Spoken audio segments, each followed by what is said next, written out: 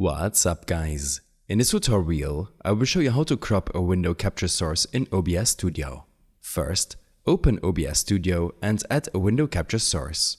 Click on the plus button at the bottom of the sources panel, and then select Window Capture from the list and click OK. Next, choose the window you want to capture from the drop-down menu.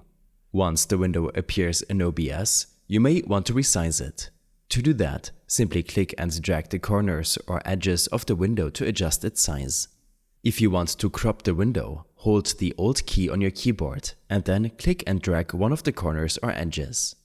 You will see that, instead of resizing, the edges are now being cropped.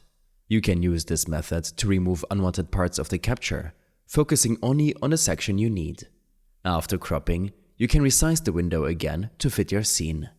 Now that your window capture is cropped, you can add more sources, adjust your scene layout, and get ready to start recording or streaming.